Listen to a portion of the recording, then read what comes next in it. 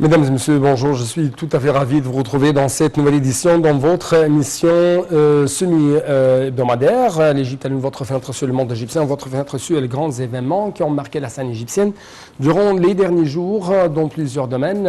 Parlons ou même commençons par la politique, passons par l'économie jusqu'au domaine du tourisme. Donc, à la une de cette édition, c'est le président de Fattah Sisi qui s'est réuni hier avec le groupe économique ministériel. Le porte-parole officiel de la présidence de la République, l'ambassadeur Bassam Radi, a déclaré que la réunion avait porté sur le suivi de travaux du groupe ministériel économique et les mesures pour faire face aux répercussions de la crise économique mondiale sur l'Égypte. Tout de suite, un commentaire de Salam Marabi. Qui ordonne l'exclusion des exigences de production et des matières premières des procédures qui ont été récemment appliquées au processus d'importation en revenant à l'ancien système par le biais de documents de collecte avec la formation d'un groupe de travail dirigé par le Premier ministre avec la composition du gouverneur de la Banque centrale, du ministre des Finances et du ministre du Commerce et de l'Industrie et d'autres autorités compétentes pour effectuer un suivi périodique et une évaluation régulière du système de procédure d'importation et de la mesure dans laquelle elles répondent aux exigences besoins du processus de production. Le président Abdel Fattah el-Sisi s'est réuni hier avec le groupe économique ministériel en présence du Premier ministre Dr Mustafa Madbouli, M. Tariq Amer, gouverneur de la Banque centrale, Dr Hala Saïd, ministre de la Planification et du Développement économique, Dr Rani Al-Mashot, ministre de la Coopération internationale, Dr Mohamed Naït, ministre des Finances, et M. Hicham Tawfiq, ministre du secteur public des affaires, Mme Nevin Gema, ministre du Commerce et de l'Industrie, et le général Mohamed Amin, conseiller du président de la République pour les affaires financières.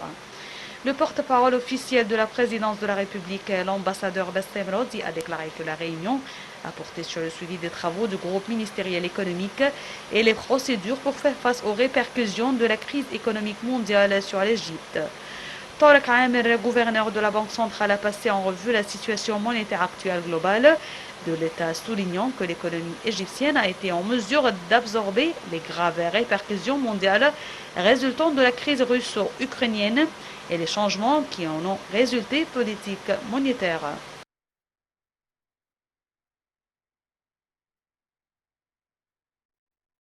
Lundi, le président de Fattah Sisi s'est réuni avec le Premier ministre Dr Mustafa Madbouli et le ministre du Logement, des Services publics et des agglomérations urbaines, Dr Asma Al-Ghazar. Le porte-parole officiel de la République, plutôt de la présidence de la République, a déclaré que la réunion avait porté sur la position de la direction à l'égard des projets de logement du ministère qui concernent l'initiative Vie décente. Le président Abdel Fattah el-Sisi s'est réuni lundi avec le Premier ministre Mustafa Madbouli et le ministre du Logement, des Services publics et des agglomérations urbaines, Dr Asma Al-Ghazar. Le porte-parole officiel de la présidence de la République a déclaré que la réunion a porté sur la position de la direction à l'égard des projets de logement du ministère qui concernent l'initiative Vie décente. Le président Sisi a dirigé de poursuivre la coopération et la coordination entre les organismes de l'État concernés à mettre en œuvre les différentes initiatives de projets nationaux pertinents, Vie décente pour le développement de la compagnie égyptienne, avec un suivi sur le terrain périodiquement et l'engagement des horaires pour la mise en œuvre, compte tenu de ce que le projet contribuera en visant à améliorer le niveau de tous les aspects de la vie des citoyens vivant dans la compagnie égyptienne au niveau de la République, en particulier en ce qui concerne les services, les infrastructures, ainsi que son rôle dans la fourniture de plus de possibilités d'emploi pour les résidents des sites ciblés à la mise en œuvre de l'initiative. Dr El-Ghazar a présenté les efforts du ministère du Logement dans le cadre des projets liés à la première phase de l'initiative Vie décente au niveau de la République, notamment dans les secteurs de l'assainissement, les usines de traitement de l'eau, ainsi que divers services de projets tels que Sakan Masr. Le président el-Sisi a également examiné les projets en cours pour développer la région du Caire historique, qui vise à restaurer l'image civilisée du Caire d'une manière compatible avec sa langue d'histoire, en particulier au niveau du tourisme, des loisirs et de la culture, y compris le développement continu du processus de Ain el-Sira et ses environs, ainsi que le développement de la zone du triangle Maspero, le développement de la corniche du Nil à travers Mamcha Ahl Masr, qui représente un important projet parmi les projets touristiques. Le chef de l'État a également examiné la situation des installations exécutives, des installations et des services dans différentes villes et des nouvelles communautés urbaines dans tout le pays, surtout en ce qui concerne la nouvelle capitale administrative de la nouvelle ville d'El Alamein. D'autre part, le président Abdel Fattah al-Sisi a reçu lundi le commandant du commandement central américain Michael Corella, en présence du commandant en chef des forces armées, ministre de la Défense et de la Production militaire Mohammad Zaki, en plus du chef du bureau de coopération militaire des États-Unis, le conseiller politique auprès du commandant du commandement central américain, avec la participation du chargé d'affaires américain au Caire. Le président Abdel Fattah al-Sisi a reçu lundi le commandant du commandement central américain Michael Corella, en présence du commandant en chef des forces armées, ministre de la Défense et de la Production militaire Mohammad Zaki, en plus du chef du bureau de coopération militaire des États-Unis et le conseiller politique auprès du commandant central américain, avec la participation du chargé d'affaires américain au Caire. Le porte-parole officiel de la présidence de la République a déclaré que le chef de l'État a salué le commandant du commandement central américain lors de sa visite en Égypte, soulignant l'importance de la coopération militaire conjointe dans le cadre des relations stratégiques étendues entre l'Égypte et les États-Unis, qui représentent un pilier fondamental pour le maintien de la paix et de la sécurité au Moyen-Orient, en particulier à la lumière des circonstances qu'il traverse, ce qui exige des efforts concertés pour faire face aux défis qui menacent la sécurité et la stabilité au premier rang, desquels le terrorisme, ce qui nécessite le fait de déployer tous les efforts pour le combattre. À cet égard, il a passé en revue les efforts de l'Égypte pour éradiquer le terrorisme et ses racines. M. Corella a exprimé son honneur de rencontrer le président al-Sisi, soulignant son souci que l'Égypte soit la première étape de ses visites à l'étranger depuis sa prise en fonction, et soulignant la pleine solidarité des États-Unis avec l'Égypte dans ses efforts pour combattre le terrorisme, qui représente le plus dangereux défi commun face à la région et menace la sécurité régionale dans son ensemble. M. Corella a également insisté sur la dépendance de l'administration américaine sur le rôle égyptien actif et central au Moyen-Orient et en Afrique du Nord, qui découle de la vaste expérience et la compréhension profonde du président Abdel Fattah al-Sisi de la nature des conditions et des défis dans cette région importante du monde. Le Premier ministre Dr Moustapha Madbouli a salué les efforts déployés dans l'élaboration d'une nouvelle édition de la série Perspectives stratégiques, qui comprend des visions et des analyses sur les questions les plus importantes sur le plan régional et mondial, notamment les répercussions de la guerre russo-ukrainienne qui ont touché l'ensemble de la communauté internationale. Le chef du gouvernement a tenu ses propos alors qu'il examinait la 5e édition de cette série, lancée par le Centre d'information de soutien à la prise de décision du Conseil des ministres sur le thème l'avenir de la sécurité européenne à la lumière de la guerre russo-ukrainienne. M. Madbouli a mis l'accent sur le rôle des intellectuels, des experts, des chercheurs dans l'enrichissement du dialogue et des débats sur les questions qui concernent l'Égypte et les retombées des crises que connaît actuellement le monde.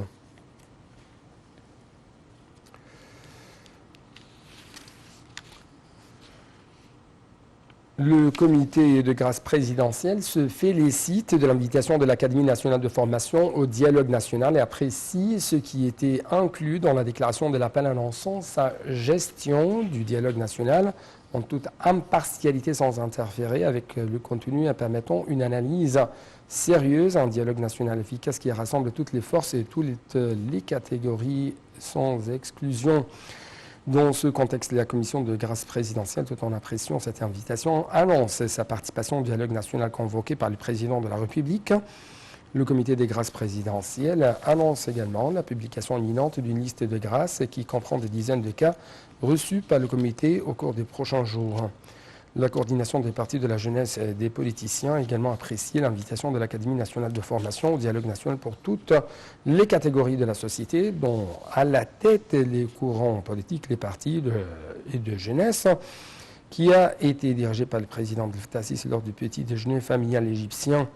En outre, l'autorité nationale des médias présidée par M. Hossein Zine a salué l'invitation de l'Académie nationale de formation à participer aux sessions du dialogue national comme une traduction rapide et efficace de l'initiative annoncée par le président Abdel Fattah al-Sisi lors de la cérémonie de l'iftar de la famille égyptienne. L'autorité a affirmé qu'à la réception de l'invitation, des travaux ont été entrepris pour élaborer une vision des axes de dialogue et des mécanismes d'action visant à traduire la vision du leadership politique de la nouvelle République. Le parti d'Al-Massin al-Ahrar, égyptien libre, présidé par Dr Sam Khalil, a salué l'invitation de l'Académie nationale de formation, a ouvert la porte à l'inscription au dialogue national pour toutes les catégories de la société. Le parti Atagam a pour sa part affirmé son appréciation de participer au dialogue national sur les priorités de l'action nationale au cours de l'étape actuelle. Le parti L'Ouafd a annoncé son acceptation de l'invitation de l'Académie nationale de formation à participer au dialogue national. Houmatul Watan a également salué les démarches de l'Académie nationale de formation et a annoncé qu'elle inviterait tous les représentants de la société égyptienne, toutes ces institutions autant que possible pour assurer la représentation de toutes les catégories dans le dialogue sociétal.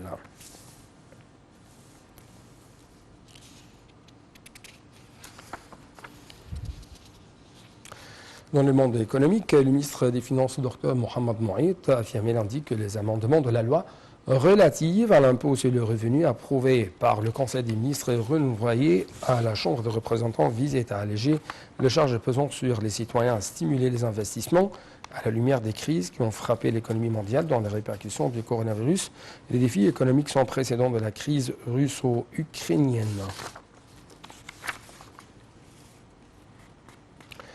Les investissements publics destinés au gouvernorat de Suez dans le plan de l'exercice financier 2021, plutôt 2022, ont atteint 11,5 milliards de livres égyptiennes. C'est ce qu'a déclaré dimanche la ministre du Plan de développement économique, Dr Hala Saïd. Dans un rapport publié par le ministère du Développement économique sur le plan d'investissement dans le gouvernorat de Suez, la ministre a ajouté que ces investissements étaient destinés à la mise en œuvre de 166 projets de développement. L'État tient à engager les citoyens dans les efforts déployés pour développer les systèmes de planification et de suivi dans le but de réaliser le développement durable et global et les objectifs de développement durable. Le canal de Suez en Égypte a enregistré ses revenus mensuels les plus élevés à ce jour en avril, récoltant ainsi 629 millions de dollars en frais de transit de navires. C'est ce qu'a déclaré dimanche l'autorité qui gère la voie navigable, alors que le trafic rebondit après l'impact de la pandémie, selon Zone Bourse avec Reuters. Les recettes mensuelles d'avril ont augmenté de 13,6% par rapport à l'année précédente. C'est ce qu'a déclaré le président de l'autorité du canal, Hossam Rabia, dans un communiqué.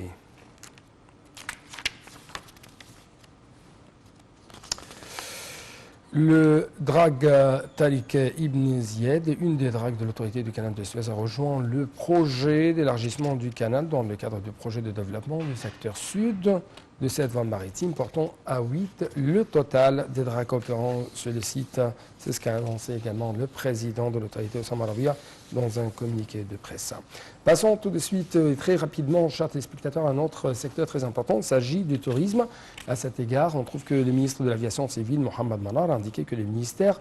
œuvre à présenter plusieurs facilités aux investisseurs afin d'encourager les domaines de l'aviation et du tourisme, surmonter les obstacles qu'ils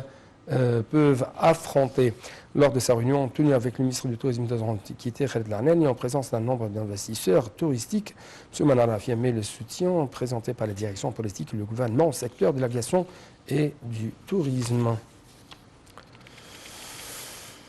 Le musée de la momification Luxor fête son jubilé argent.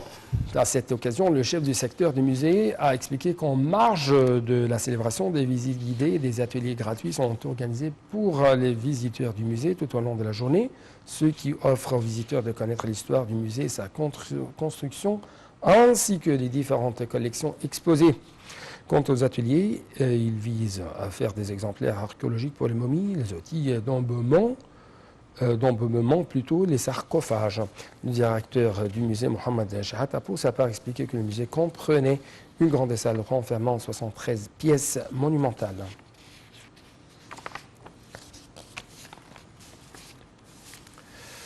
C'est tout donc pour cette édition. Merci beaucoup pour votre attention toujours. Bon suite de nos programmes sur NATV International.